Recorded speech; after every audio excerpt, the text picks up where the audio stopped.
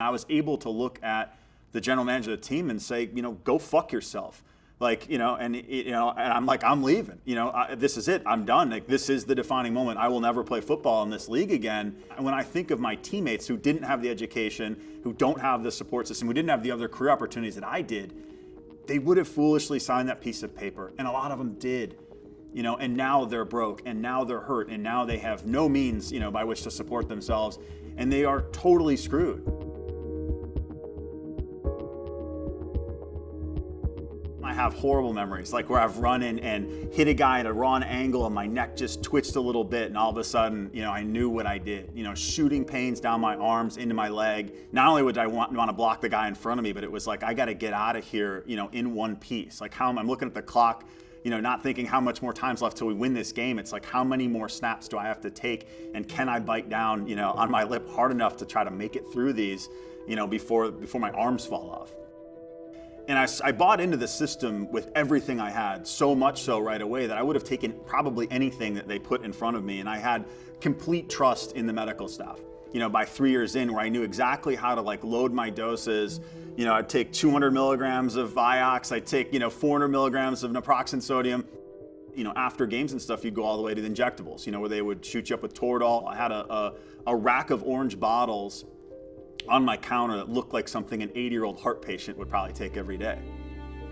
In football, very little is guaranteed. There's some signing bonuses, but most of those contracts are, you get paid to play. You don't get paid to get hurt. You don't get paid to sit, in the training room. Sometimes it's a garbage bag and a security guard at the gate of the facility and says, I need your parking pass. Here's all your stuff. Like the next day I go to the doctor because I was hurt, and they were like, yeah, you don't have coverage. So my coverage ended.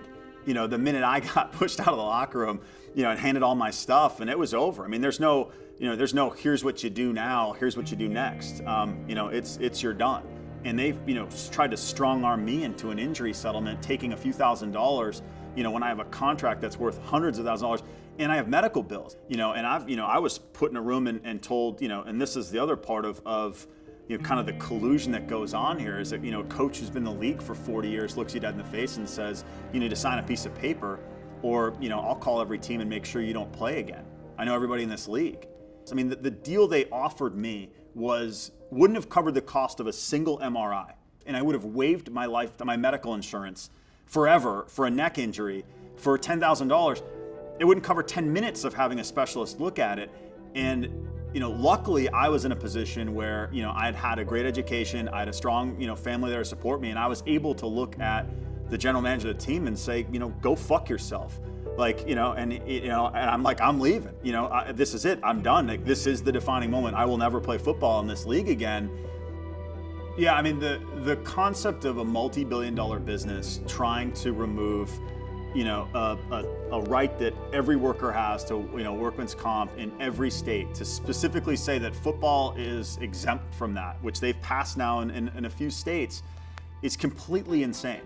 That these guys are profiting, hundreds of millions of dollars a year, and they're worried about paying for, the same insurance that we make a guy who gets up on a ladder and paints a house has to get for his workers, that they're unwilling to pay for that. And I got, workers' comp benefits, in the state of Georgia, it was like $700 a month for like 40 months. The only bridge that a league minimum making player had to get my stuff in a moving truck and get to a city where I'd luckily found a job. For them to say that you're not disabled at all, they cut you from the team because you're injured, and then turn around and say, but you're not so injured that you deserve any compensation for getting hurt while doing your job. It's unbelievably greedy. It's sleazy, dirty, and greedy.